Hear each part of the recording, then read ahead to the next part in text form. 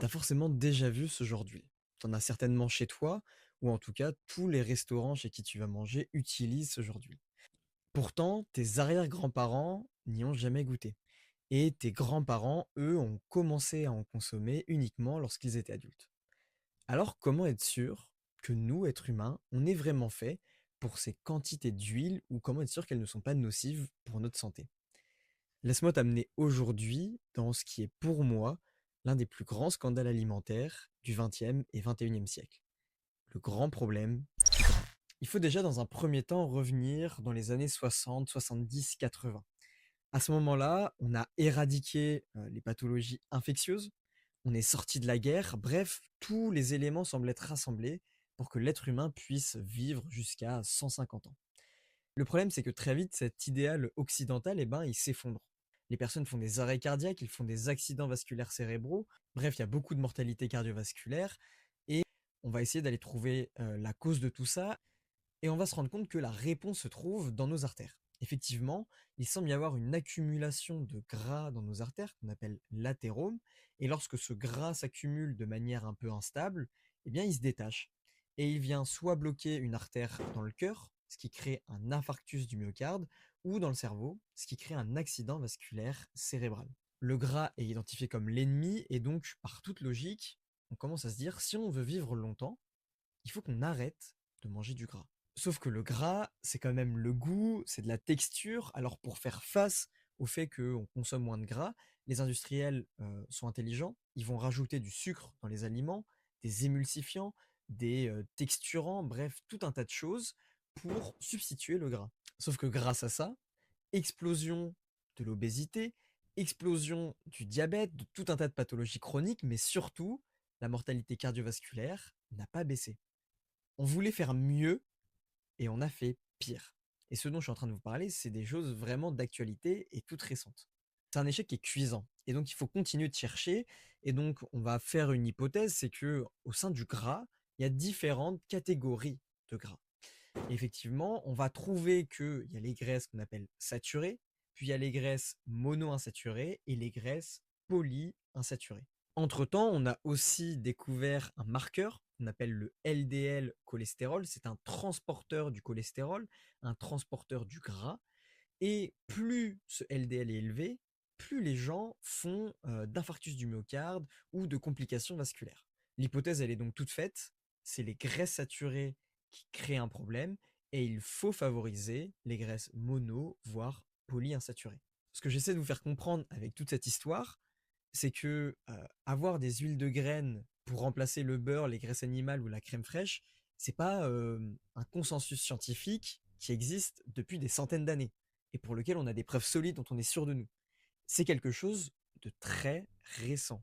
Et comme toute chose récente, lorsqu'il manque des données, il faut faire preuve de prudence.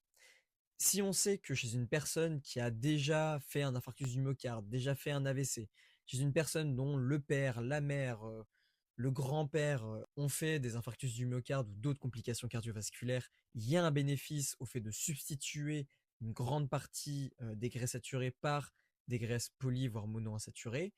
Pour le reste de la population, la preuve, elle est quand même beaucoup moins grande. Surtout pour avoir ces huiles de graines, il y a tout un processus de raffinage. On ajoute des composés comme de l'hexane. Tout ça, ça nous amène quand même instinctivement à se dire que c'est compliqué, qu'après toutes ces transformations, on n'est pas à la fin un produit qui puisse être un peu nocif pour notre santé. Parce que derrière le problème, c'est aussi que ces graisses polyinsaturées, elles sont fragiles. Et donc, dans ta poêle, elles se fragilisent, et dans ton corps, elles se fragilisent aussi. Et tout ça, ça pourrait, pourquoi pas, accélérer le vieillissement. On sait que la membrane de nos cellules, la membrane de nos mitochondries, toutes ces choses-là qui sont composées de gras, si elles sont composées d'un gras qui est trop fragile, comme les graisses polyinsaturées, ça pourrait peut-être poser problème. On sait déjà chez l'humain que l'apport en oméga 6 trop important, il vient créer des particules oxydées qui circulent ensuite dans le sang. Dès lors que l'on baisse ces huiles de graines, on va avoir moins de particules oxydées qui circulent. Chez la souris, on sait que ces particules oxydées-là, elles participent au fait qu'il y a un vieillissement avancé du foie, des mitochondries, une apoptose trop fortes, entre guillemets, et surtout des voies de signalisation qui sont surstimulées. Alors la conclusion, elle est simple. Depuis des années, on consomme des graisses saturées.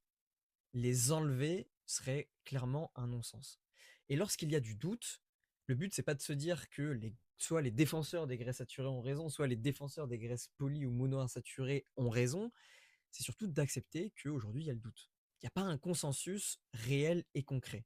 Et donc, venir interdire, diaboliser l'un des deux est une mauvaise chose. Dès lors qu'il y a du doute, il faut faire une chose toute simple. C'est la variation. Alors, refuser de mettre de la crème fraîche dans tes pâtes pour au final mettre beaucoup d'huile, je suis pas sûr que ce soit la meilleure des idées.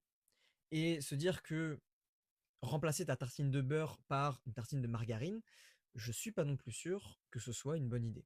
Ce qu'il faut, c'est accepter de tout manger, de varier. Avoir un régime qui est trop riche en graisses saturées, je pense pas que ce soit une bonne idée.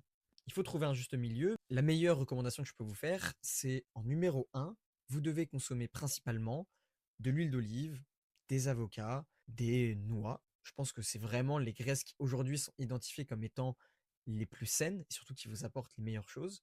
En seconde position, vous avez l'utilisation de graisses saturées de manière contrôlée et puis les graisses telles que les oméga 6, les huiles de graines que à mon sens, il ne faut pas diaboliser et qui ne doivent pas être le centre ni même la plus grande proportion du gras que vous consommez. Pour toutes les personnes qui ne seraient pas d'accord avec mon discours, je pense que ce que vous devez faire, c'est surtout voir un peu plus large que les études qui sont publiées aujourd'hui. On a des études qui nous parlent d'événements cardiovasculaires, et si c'est vrai que les graisses polyinsaturées permettent de réduire les événements cardiovasculaires, lorsqu'on parle de durée de vie totale et surtout que l'on essaie d'aller chercher tout ce qui est autour des événements cardiovasculaires, c'est pas le centre de la santé, il y a plein d'autres choses qui jouent, on manque de données, et je pense pas qu'aujourd'hui, mettre sur un piédestal les huiles de graines soit ce qui nous permettra à nous, humains, d'être en bonne santé. J'espère que cette vidéo vous a plu. C'était Jérém. Ciao.